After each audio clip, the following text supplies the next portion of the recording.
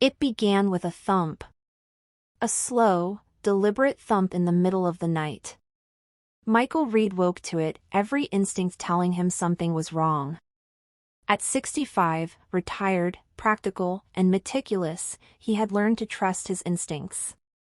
This was different. This was deliberate. He rose from the bed, pulled on his robe, and walked through the darkened house. The floorboards creaked under his weight. The light in the kitchen flickered, casting uneven shadows across the walls. The back door was slightly ajar. And then he noticed the attic door. Closed. Yet the thumping seemed to come from behind it. He paused. Waited. But the sound stopped. He told himself it was nothing. Old houses make noises. But it wasn't the wind. It wasn't the house. It was the beginning of everything that would fall apart. 2 weeks earlier, things had seemed normal. Ella Reed, his wife of 40 years, hummed in the garden while watering the tulips.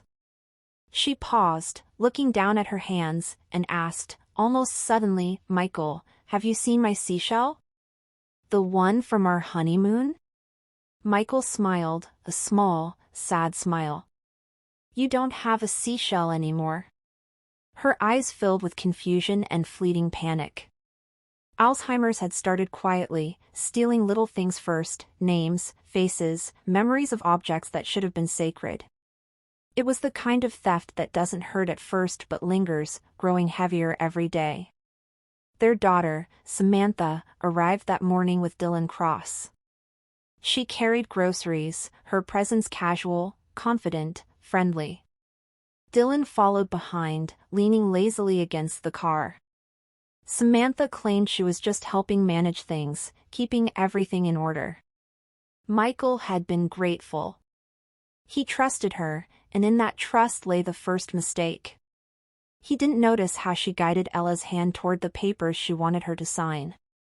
She said it was routine, insurance forms, account updates. Michael didn't question it. He was busy, distracted by the garden, by Ella's quiet humming, by the early frost on the windows. And that was the mistake. 6 days later, the call came from the bank. "Mr. Reed, we're confirming a wire transfer you authorized yesterday. $55,000 to Dylan Cross's account." Michael's hand froze over the phone. "That's impossible. I never." "Sir, the documents provided include your wife's signature and the power of attorney authorization. Do you want to dispute it?" Michael didn't remember signing any power of attorney. By the time he arrived at the branch, 2 other transfers had already gone through. 2 other accounts drained. Their savings, years of careful planning, investments, everything Michael had worked for, almost completely gone. Back home, he found the papers strewn across the kitchen table. Samantha's signature was hesitant, shaky, almost timid. Ella's was nearly perfect, practiced, elegant even, but dated incorrectly. She hadn't been lucid that day. She couldn't have signed anything. He called Samantha. The phone rang endlessly. Finally, she answered. "Dad, it's late." "What's wrong?" Her voice was calm, almost too calm. "You drained your mother's account. Almost $100,000 gone." A pause. "Then, I did what needed to be done. She doesn't even know what money is anymore. You'll understand when you calm down." The line went dead. Ella, meanwhile, did not notice. She hummed as she buttered toast. She asked repeatedly if she had done something wrong. "Did I make her angry?" she asked. Michael told her she could never make anyone angry. He was wrong. Michael called the police. He wasn't one to make a scene, but this wasn't just theft. This was betrayal. Detectives from the Elder Abuse Unit arrived 3 days later. They asked for bank statements, documents, access to the house. They glanced at the attic door. Michael stiffened. Later, he discovered the text messages Samantha had left on Dylan's phone. The last one read, "She'll forget. Give it another day." It was more than theft. It was cruelty. It was the assumption that Alzheimer's made the pain disappear. The trial took place in June. Samantha and Dylan faced multiple charges: fraud over $50,000, forgery, elder abuse. Michael attended every hearing. He didn't look at them, not once. No relief. No satisfaction. Just emptiness. Ella's condition worsened with stress.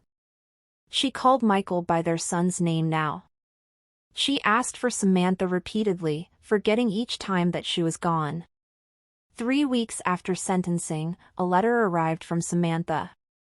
"Dad, I don't expect forgiveness. I just want you to understand that Dylan said we'd only borrow the money for a bit. I thought I was fixing things, not destroying them.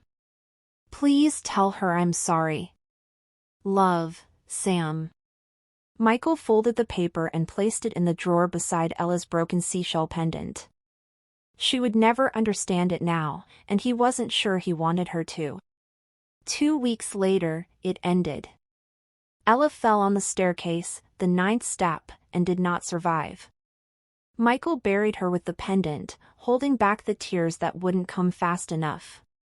The 14 days after the trial, when she still remembered her daughter, when she still asked for her, those were gone forever. Samantha returned 2 months later. She stood on the porch, hesitant, unsure if she could knock. When Michael opened the door, she whispered, "I just want to see her." Michael nodded.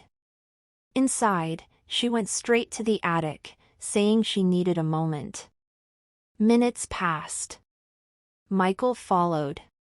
Samantha stood staring at the floor. "I remember this," she said softly. "When you locked me in here for taking the car keys. I was 16. You told me to think about trust. Now look at us." He said nothing. She broke down, tears in her eyes. "I didn't mean to hurt her." "You did," Michael said quietly. Silence stretched, measured and heavy. Then Samantha asked, "Do you ever think about what forgiveness looks like?" Michael looked at the flickering ceiling fan light above her. "It looks like a room with no light," he said. Later, civil papers arrived. Samantha contested Ella's will. Michael signed quietly, not arguing. He had already paid the price. 14 days after the trial, when Ella still remembered Samantha, were gone forever. One afternoon, while sorting through Ella's belongings, he found a handwritten letter in her Bible. "Tommy, if you're hearing this, remember Sam is still our girl. She just got lost somewhere. Help her find her way home." Michael pressed the letter to his chest. Outside, the sun set, orange against the snow-muted town. He could almost believe she was right, that redemption was possible. But some paths don't lead back. Some betrayals can't be fully healed. The money could be replaced eventually. But those 14 days? Gone. Forever. Michael still lived in that house. Still saw the cracks in the hallway tile.